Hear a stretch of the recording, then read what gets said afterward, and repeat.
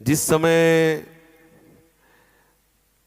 अजामिल नाम के एक परम धर्मात्मा पुरुष ने एक दृश्य देखा कि एक वेश्या से शराब पिए हुए गलत संग कर रहा है। बस एक दृश्य ने उसकी वृत्ति बदल दी और वो वेश्यागामी हो गए। सारी संपत्ति अपनी वेश्या को दे दी, यहां तक कि माता पिता धर्म को छोड़ करके पूर्ण वेश्या का ही संग करने लगे। परिणामता कोई भी धर्म न रह गया। भागवत प्रमाण है, वो बहुत धर्मात्मा आदमी थे। इसीलिए साधक को सावधान रहना चाहिए कि कभी भी कोई भी दृश्य तुम्हें भ्रष्ट कर सकता है यदि सावधान न रहे। उनकी ऐसी दुर्दशा हो गई कि भगवत नाम लेना तो बात जाने दो, ब्राह्मण कुल में जन्म हुआ था, शराब पीने लगे और शिकार खेलने लगे, मृग और भी पशु पक्षियों को मार करके खाना, ऐसा सब। पर यदि कोई पहले धर्म से चलता है तो भगवान कृपा करते हैं और उसे अवसर देते हैं। तो संतों की एक मंडली गई तो गांव के लोग ने उपहास में कह दिया कि वो गांव से पूछा गांव के लोगों से कि कोई पवित्र ब्राह्मण हो तो उसके यहाँ रुक जाए, या कोई ऐसा धर्मात्मा। वहाँ बहुत बड़ा धर्मात्मा पवित्र अजामिल है, ऐसा विनोद में उपहास करने के लिए संत मंडली को भेजा। जब वहाँ गए पूछा अजामिल जी हैं क्या? बोले हाँ आते होंगे। तो देखा एक दो हिरन में मारे हुए और एक मलिन वेश, देखने से ही लग रहा था कि ये पापी आदमी है। कहीं किंचन मात्र मुख में प्रसन्नता नहीं, तेज नहीं, आनंद नहीं। देखा तो उन्होंने कहा कि भैया हमें तो लोगों ने बताया कि आप पवित्र ब्राह्मण और धर्मात्मा हो। तो रो पड़ा। संत दर्शन से पातक नष्ट होते। उसने कहा महाराज क्या बताऊं, बहुत नीच आचरण करके आज मैं महान पापी हो चुका हूं। मैं शराब पीता हूं, जुआ खेलता हूं, हिंसा करता हूं, चोरी कर, जितने पाप है सब मैं करता हूं। क्या मेरा निस्तार हो सकता है? जैसा आपने कहा कोई भी व्यक्ति ऐसा नहीं है, छोड़ भगवान और भगवान के निज जन जो अवतार लिए हैं उनके सिवा, जिनसे गलती ना हो, कोई एक क्षण भी बिना कर्म किए नहीं रह सकता। कोई भी प्रत्येक क्षण कोई भी शरीरधारी कोई न कोई कर्म करता है, चाहे शुभ कर्म हो या अशुभ कर्म हो। प्रकृति उससे बलात् कर्म करवा लेती है। शास्त्र कह रहा है अब वो जिस स्वभाव का होता है वैसा उससे कर्म होता है। आसुरी स्वभाव का होता है तो पाप कर्म अधिक होते हैं, यदि दैवी स्वभाव का होता है तो उससे पुण्य कर्म होते हैं। पर होते दोनों से, क्योंकि शरीर पाप और पुण्य दोनों कर्मों से मिश्रित बना हुआ है। निश्चित है सबसे कुछ पाप होते हैं, सबसे कुछ पुण्य होते हैं। गलत संग हो जाए तो अधिक पाप हो जाते हैं और अच्छा संग हो जाए तो पुण्य अधिक हो जाते हैं। अधिक पुण्य वाला स्वर्ग जाता है और अधिक पाप वाला नरक जाता है। अजामिल जी से कहा तुम धैर्य धारण करो, चिंता तुम्हें करने की जरूरत नहीं। एक उपाय है, समस्त पापों का सांगोपांग नाश करने के लिए भगवान का एक नाम है, आप नाम जप करो। उनका ये मेरे से नहीं होने वाला। पापवंत कर सहज स्वभाव, भजन मोर ते भाव न काओ। बोले मेरे से भजन नहीं हो सकता, पक्की बात है नहीं होगा। जिसका मलिन अंतःकरण हो गया वो भगवान नाम जप नहीं कर सकता। बोले तो एक बात करो, तुम्हारी पत्नी गर्भवती है, तुम्हारे अब बच्चा होने वाला है, ये आखिरी बच्चा है, इसका नाम तुम नारायण रख देना। बोले हाँ ये ठीक है। जब पुत्र हुआ उसका नाम नारायण रख दिया तो भगवत कृपा से उसको इतनी आसक्ति हो गई कि खाना पीना हर समय उसी बालक को तो नारायण नारायण पुकारना। देखो संतों के संग का प्रभाव देखो। जहां नाम जप के लिए साफ मना कर दिया था उसका नाम जप प्रारंभ, बेटा नारायण नारायण नारायण। कुछ समय बाद उसका अंतिम समय आया तो मृत्यु शैया में पड़ा हुआ था। उसको याद उसी अपने बच्चे की आई तो यमदूत आ चुके थे। भय से वो आक्रांत होकर व्याकुल होकर पुकारा नारायण बच्चे के लिए।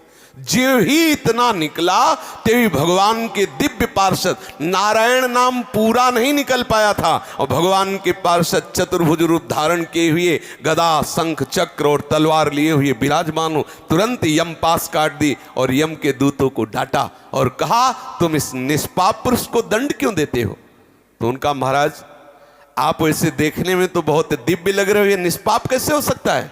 ये तो महान पापी। बोले ये परम पवित्र हो गया क्योंकि इसने समस्त पापों का प्रायश्चित जिससे होता है वो हमारे प्रीतम प्रभु का नाम उच्चारण, एक नारायण नाम उच्चारण मात्र से इसके सारे पाप नष्ट हो गए। यमदूतों, एक जन्म नहीं, इसने करोड़ करोड़ जन्मों के पापों का प्रायश्चित कर लिया, क्योंकि इसने श्रद्धा से नहीं, भगवत भाव से नहीं, पुत्र के ब्याज से, पुत्र के बहाने से नारायण नाम लिया। जिनका नाम लिया उस नाम की इतनी महिमा है कि एक जन्म नहीं, करोड़ों जन्मों के पापों का प्रायश्चित कर लिया। जिस समय इसने 4 अक्षर पुकारा, नारायण चतुरक्षरम, जगाद चतुरक्षरम नारायण, ऐसा उच्चारण करते ही जितने इसके रजिस्टर नरक में भरे पड़े थे सब जला दिए गए। नारायण नाम उच्चारण करते ही ये निष्पाप हो गया। तो बोले महाराज कौन कौन से पापी पवित्र हो सकते हैं? जो चोरी करता है, शराब पीता है, मित्र से द्रोह करता है, जो ब्रह्मघाती है, जो गुरु पत्नी गामी है, जो ऐसे नीच पुरुषों का संग करने वाला है, जो स्त्री की हत्या करने वाला है, राजा की हत्या करने वाला है, पिता की हत्या करने वाला है, गाय की हत्या करने वाला है, और भी जो बड़े से बड़ा पापी हो, सभी पापियों के पाप का नाश करने के लिए एकमात्र भगवान नाम है।